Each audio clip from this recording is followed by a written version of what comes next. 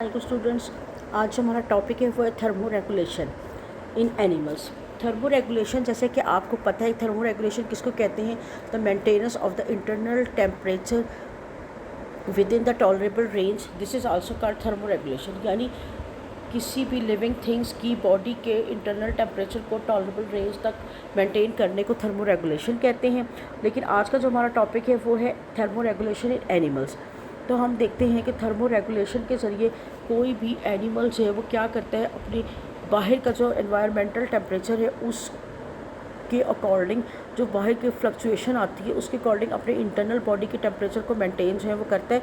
यानी अगर बाहर का टेम्परेचर बॉडी से एनवायरनमेंट का टेम्परेचर हाई या लो हो रहा है तो बॉडी जो है वो अपने टेम्परेचर को मेंटेन करेगी ताकि वो बाहर के एक्सटर्नल एनवायरमेंटल टेम्परेचर के स्ट्रेस से जो है वो बचे। तो हमारा जो आज का मेन टॉपिक है वो है थर्मो रेगुलेशन इन एनिमल्स। हम देखते हैं कि बॉडी में जो है एनिमल्स की कैसे वो हीट गेन करते हैं, बॉडी की हीट, और साथ ही है जो है हीट गेन एंड लॉस। यानी किस तरह से जो एनिमल की बॉडी अपनी बॉडी की टेम्परेचर को बढ़ाती है, किस तरह से वो गेन करती है वो हीट बाहर के एनवायरमेंटल टेम्परेचर से, और कैसे वो लॉस करती है। तो एनिमल की बॉडी का टेम्परेचर डिपेंड करता है सबसे पहले the rate of the change of the body heat. यानी किसी भी एनिमल की बॉडी का टेम्परेचर डिपेंड करता है उस rate of change of the body heat कि किस तरह से वो किस रेशो से अपनी बॉडी की हीट को जो चेंज कर रहा है, या फिर उसके जो मेटाबॉलिक प्रोसेस हो रहे होते हैं उन मेटाबॉलिक प्रोसेस की वजह से हीट जो प्रोड्यूस हो रही होती है उसकी बॉडी में। तीसरे स्टेप में हम देखते हैं कि वो जो एनवायरनमेंट का जो टेम्परेचर है वहाँ से हीट गेन करता है। जैसे कि सन है, सन से जो हीट आती है वो हम बाहर एक्सटर्नल एनवायरनमेंट से गेन करते हैं, और फिर इसी तरह से अपनी बॉडी से हीट को लॉस करते हैं एनवायरनमेंट में। अब डिफरेंट वेज़ हैं हीट ट्रांसफ़र के, तो इनमें हम देखते हैं कौन कौन से हीट ट्रांसफ़र के जो है वो वेज़ हैं डिफरेंट। तो इंफ्रा रेडिएशन फ्रॉम द सन, आपको पता है सन जो है वो हीट प्रोड्यूस करते हैं, और इंफ्रा रेडिएशन जो है वो पड़ती है बॉडी पे, जिसकी वजह से हमारी बॉडी का टेम्परेचर जो बढ़ता है यानी एनिमल्स का। फिर इसी तरह जो है वो radiation from the hot items, यानी आपको ये भी पता है कि रेडिएशंस आती हैं, कोई भी हॉट जो ऑब्जेक्ट्स है वो रेडिएट करते हैं रेज़ को। फिर हीट एनिमल की बॉडी से लॉस होती है थ्रू द एवेपोरेशन, यानी जब उसकी बॉडी से जो है वो वाटर वेपर बन के निकलते हैं, एवेपोरेशन होती है तो उससे भी हीट जो है वो लॉस होती है। इसी तरह हवा जब चलती है तो हवा की, अगर गर्म हवा चलेगी तो बॉडी का टेम्परेचर इंक्रीज़ हो जाएगा, और ठंडी हवा चलेगी तो बॉडी का टेम्परेचर जो है वो डिक्रीज़ हो जाएगा। और इसी तरह से जो है वो एनिमल की जो सरफेस है उसकी सरफेस से भी हीट जो एक्सचेंज होता है। This is called the conduction from the surface. अब बच्चे इसी बेस पे हम ये देखते हैं कि हम एनिमल्स को क्लासिफाई करते हैं अकॉर्डिंग टू द टेम्परेचर। किसकी बेस पे हम करते हैं? According to the temperature. और हम ये देखेंगे कि जो है वो कि हमने दो मेन कैटेगरी में एनिमल्स को जो है वो डिवाइड किया है अकॉर्डिंग टू द टेम्परेचर। एक है पोइकिलोथर्म्स और दूसरा है होम्योथर्म्स। पोइकिलोथर्म्स की एनिमल्स को कहते हैं, पोइकिलोथर्म्स ऐसे एनिमल्स को कहते हैं जिनकी बॉडी का टेम्परेचर जो है वो भी फ्लक्चुएट करता है मोर और less as compare to the air और वाटर टेम्परेचर चेंज। यानी अगर बाहर का बॉडी से बाहर वाटर और एयर में टेम्परेचर फ्लक्चुएट कर रहा हो तो अकॉर्डिंग टू द सराउंडिंग जो है वो एनिमल भी अपनी बॉडी के टेम्परेचर को एक्सटर्नल एनवायरनमेंट के टेम्परेचर के हिसाब से चेंज करता है। और इसी वजह से हम इसको क्या कहते हैं? Cold blooded. कोल्ड ब्लडेड का नाम सुनते ही आपको याद आ गया होगा किसको कहते हैं। यानी ये वाले एनिमल्स अपनी बॉडी के टेम्परेचर को मेंटेन नहीं रख पाते और इनकी बॉडी का टेम्परेचर चेंज होता है according to the environmental temperature. और इनको हम क्या कहते हैं, इसके लिए टर्मिनोलॉजी यूज़ की जाती है पोकिलोथर्म्स। और इसमें जो है ऑल इन्वर्टिब्रेट्स आते हैं, फिशेस आती हैं, एम्फीबियंस आते हैं और रेप्टाइल्स। फिर आ गया बच्चे होम्योथर्म्स। होम्योथर्म्स कौन से एनिमल्स हैं? Homeotherms are animals also called warm blooded. ये क्या कहलाते हैं? ये वार्म ब्लडेड भी कहलाते हैं। और ये क्यों वार्म ब्लडेड कहलाते हैं? बिकॉज ये एनिमल्स ऐसे होते हैं जो कि क्या करते हैं, अपनी बॉडी के टेम्परेचर को मेंटेन करते हैं टू द टॉलरेबल रेंज। बाहर का टेम्परेचर चाहे इंक्रीज़ हो रहा हो या डिक्रीज़ हो रहा हो, but they maintain their constant temperature despite the outside fluctuation. इनके अंदर जो मैमल्स आते हैं, बर्ड्स आते हैं, और इनको हम क्या कहते हैं, वार्म ब्लडेड, यानी पोइकिलोथर्म्स को हम कोल्ड ब्लडेड कहते हैं, जो कि अपनी बॉडी की टेम्परेचर को मेंटेन नहीं रख सकते, और ये according to the external environmental temperature जो है अपनी को चेंज करते हैं, जबकि होम्योथर्म्स अपनी बॉडी के टेम्परेचर को जो है वो मेंटेन रखते हैं, और इसी तरह इनको हम वार्म ब्लडेड भी कहते हैं। जब हम इन एनिमल्स को अकॉर्डिंग टू द टेम्परेचर दो कैटेगरीज में डिवाइड करते हैं, यानी कोल्ड ब्लडेड और वार्म ब्लडेड, तो कुछ डिफ़िकल्टीज जो अराइज करती हैं और जो इस डेफिनेशन पे पूरी नहीं उतरती। फॉर एग्ज़ाम्पल, कुछ फ़िशेज़ हैं मैरीन जो कि अपनी बॉडी के टेम्परेचर को मेंटेन करती हैं, और जो है वो जबकि सराउंडिंग का टेम्परेचर जो है वो don't change the surrounding temperature, यानी चाहे सराउंडिंग का टेम्परेचर जो है वो चेंज हो रहा हो, लेकिन ये अपनी बॉडी के टेम्परेचर को फिर भी मेंटेन कर लेती हैं। इसी तरह कुछ लिजर्ड्स हैं, ये भी अपने बॉडी के टेम्परेचर को रेगुलेट करती हैं। अब अगर देखा जाए तो मैरीन और लिजर्ड्स दोनों जो हैं वो कोल्ड ब्लडेड में आती हैं, यानी इनकी बॉडी का टेम्परेचर चेंज होगा, लेकिन ये क्या कर रही हैं, ये अपनी बॉडी के टेम्परेचर को मेंटेन कर रही हैं। दैट्स मीन कि ये किस में आ रही है, होम्योथर्म्स में, लेकिन ऐसा नहीं होता। इसी तरह कुछ बर्ड्स और मैमल्स भी हैं जो अपनी बॉडी के टेम्परेचर को according to the environmental temperature change करते हैं। हालांकि हमारी होम्योथर्म्स की डेफिनेशन के अकॉर्डिंग बर्ड्स और मैमल्स जो हैं वो अपने बॉडी के टेम्परेचर को मेंटेन करते हैं और ये चेंज नहीं करते। तो ये वाली जो है क्लासिफिकेशन इसलिए करेक्ट नहीं होती, और कुछ एनिमल्स इस क्लासिफिकेशन में पूरे नहीं उतरते। इसी की वजह से हमें एक और नई जो है क्लासिफिकेशन करने की ज़रूरत पेश आ गई, जिसको हमने चेंज किया, और अब हम 3 कैटेगरीज़ में एनिमल्स को चेंज करते हैं, क्लासीफाई करते हैं। ये आपके सारे इंपॉर्टेंट शॉर्ट क्वेश्चन चल रहे हैं, या फिर आपका लॉन्ग क्वेश्चन आ सकता है कि classification of the animals according to the temperature. तो इनमें 3 आएंगे, एंडोथर्म्स, एक्टोथर्म्स और हेट्रोथर्म्स। एंडो जैसे नाम से ज़ाहिर हो रहा है कि ये ऐसे एनिमल्स हैं जिनको एंडोथर्मिक कहते हैं, यानी इनकी बॉडी के अंदर हीट जनरेट होती है, और ये हीट कैसे जनरेट होती है, बाय प्रोडक्ट ऑफ मेटाबॉलिज्म, यानी आपको पता है कि जो डिफरेंट मेटाबॉलिक प्रोसेस हो रहे हैं उनकी वजह से इनकी बॉडी क्या करती है, हीट प्रोड्यूस करती है, और फिर ना सिर्फ हीट प्रोड्यूस करती है बल्कि ये अपनी बॉडी के टेम्परेचर को भी मेंटेन करते हैं। ये आपने याद रखना है। इसके अंदर फ़िशेज़ आ जाती हैं, सम फिशेज़, मैमल्स आ जाते हैं, बर्ड्स आ जाते हैं, और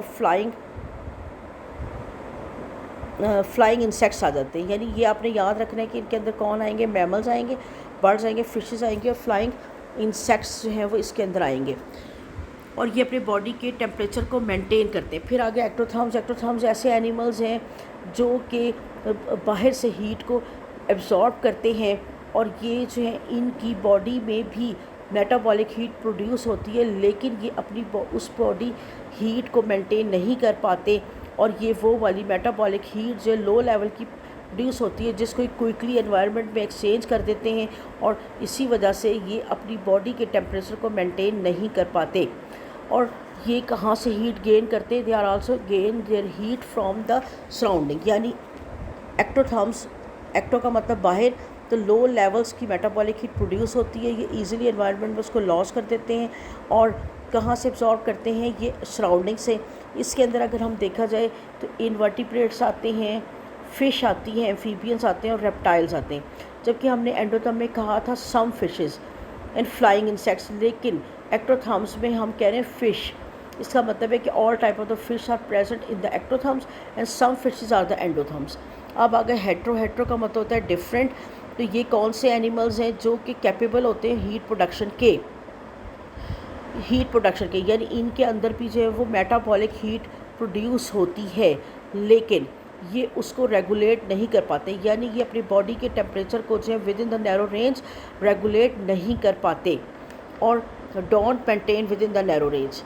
हालांकि इनके अंदर एंडोथर्मिक हीट प्रोड्यूस होती है। अब देखिए एंडोथर्म और हेट्रोथर्म में क्या फ़र्क है कि एंडोथर्म के अंदर मेटाबॉलिक हीट प्रोड्यूस होगी एज अ बाय प्रोडक्ट। इनकी बॉडी की हीट कहाँ से आएगी, मेटाबॉलिक प्रोसेस से, लेकिन ये अपनी बॉडी के टेम्परेचर को मेंटेन कर पाएंगे। हेट्रोथर्म्स के अंदर भी कैपेबल हैं हीट प्रोडक्शन के बाय द मेटाबॉलिक प्रोसेस, लेकिन ये don't maintain their temperature with in the narrow range, लेकिन ये अपनी जो हीट प्रोड्यूस होगी बाय द मेटाबॉलिक के ज़रिए उसको ये मेंटेन नहीं कर पाएंगे, रेगुलेट बॉडी टेम्परेचर को नहीं कर पाएंगे with in the narrow range. और इनके अंदर क्या आती है, इनके अंदर बैट यानी चमगादड़ें आती हैं, हमिंग बर्ड्स आते हैं, और इनको हम क्या कहते हैं, हेटेरोथर्म्स। ये आपने इंपॉर्टेंट शॉर्ट क्वेश्चन है, ये बहुत अच्छी तरह से आपने याद करने। अब बच्चे हमने देखने हैं अडॉप्टेशन फॉर द थर्मोरेगुलेशन, यानी कुछ अडॉप्टेशंस पाई जाती हैं। 3 किस्म की अडॉप्टेशन है, स्ट्रक्चरल अडॉप्टेशन, फिजियोलॉजिकल अडॉप्टेशन और जो है वो बिहेवियरल अडॉप्टेशंस। अब देखते हैं हम ये कौन कौन सी हैं। पहले स्ट्रक्चरल अडॉप्टेशन का मतलब क्या है कि कुछ स्ट्रक्चर्स जो है डेवलप हो जाते हैं एनिमल्स के अंदर, जो कि इनकी बॉडी को थर्मो रेगुलेट करने में हेल्प करते हैं।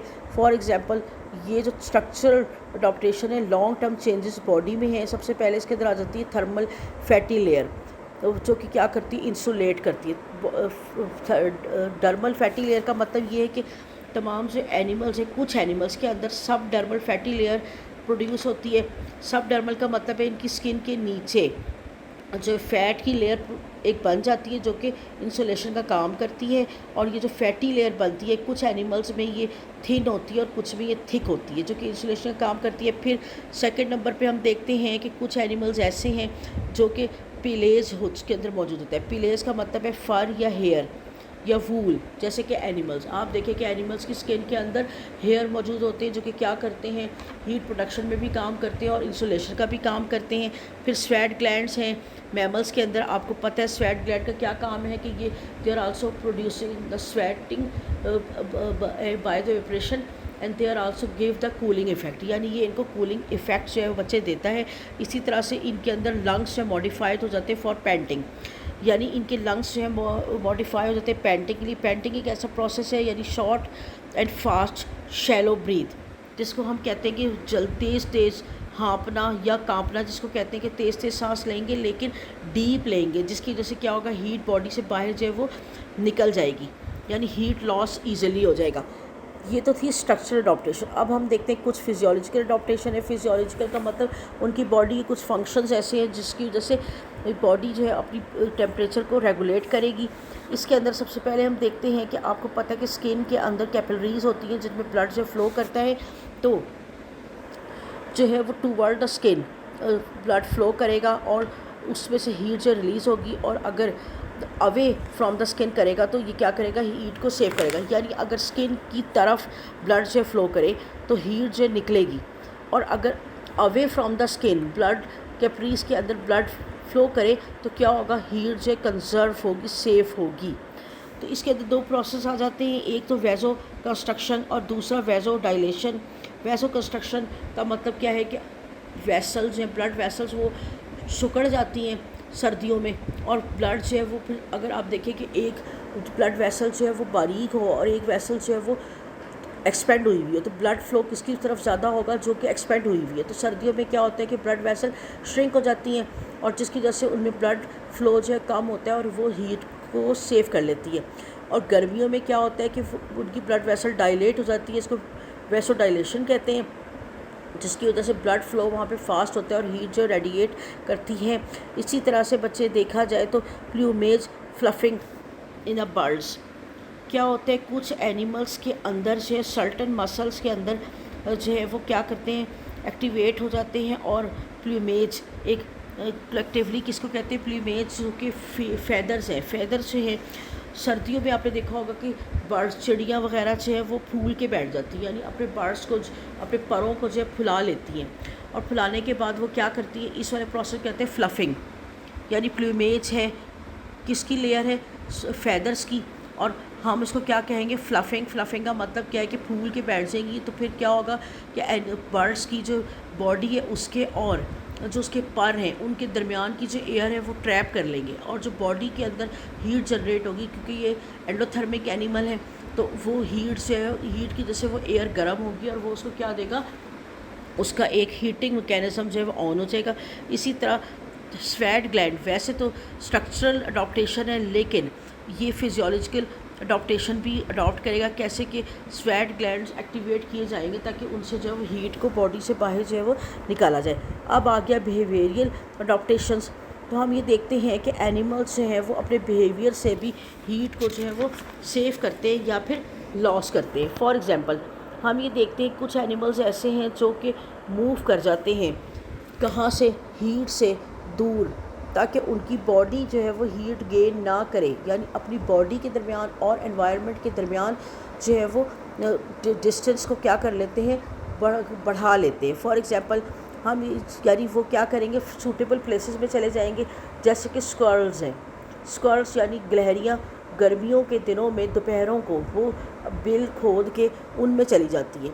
उसकी रीज़न ये कि है कि वो एंडोथर्मिक है, उनकी बॉडी जो है वो क्या करती है बच्चे, वो हीट प्रोड्यूस करती है और उनका बॉडी टेम्परेचर कांस्टेंट रहता है। तो जहाँ पर बाहर तेज़ गर्मी पड़ रही होती है, वो उससे बचने के लिए, अपनी बॉडी के टेम्परेचर को मेंटेन करने के लिए किसी जगह में छुप जाते हैं, अपने बिल वगैरह खोद के, या फिर कहाँ किस में, इन अ हॉट वेदर।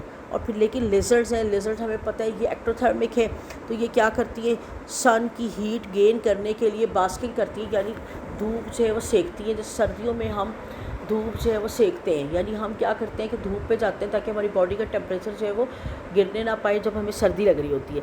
इस तरह कुछ ऐसे एनिमल हैं जो अपनी पोस्चर को एडजस्ट करते हैं। पोस्चर का मतलब अपनी बॉडी की पोजीशन को किस लिए करते हैं, ताकि वो हीट एब्जॉर्ब कर सके फ्रॉम द सन, या फिर हीट लॉस को जो है मिनिमाइज़ कर सकें। जैसे आपने देखा है कि सर्दियों में हम क्या करते हैं, अपने सरफेस एरिया को जो है वो बढ़ाकर हीट की तरफ बैठते हैं, यानी जहाँ पे सन रेज पड़ रही है। जैसे कि फॉर एग्जांपल जो सोलर सिस्टम हम लगाते हैं, तो सोलर पैनल या उनकी जो प्लेट्स होती हैं, उनकी जो फेस है वो हम किस तरफ करते हैं, सन की तरफ। यानी जब सूरज निकलता है तो उसकी डायरेक्शन जो है वो सोलर पैनल की या उनकी फेस की सन की तरफ पड़े, और हम उसके फेस को ऐसे सेट करते हैं सोलर प्लेट्स के कि वो जब तक सूरज गरूब हो उसके ऊपर जो है सन की रेस पड़ती जाए, ताकि वहाँ से वो क्या करे, सोलर पैनल जो वो अपना काम जो एक्टिवली परफॉर्म कर सके। बिल्कुल इसी तरह ये एनिमल्स स्ट्रक्चरल बिहेवियर शो करते हैं। ये देखें, ये तो था बच्चे आसान से एक टॉपिक। उम्मीद करती हूँ आपको समझ आ गया होगा। थैंक यू, अल्लाह हाफिज़।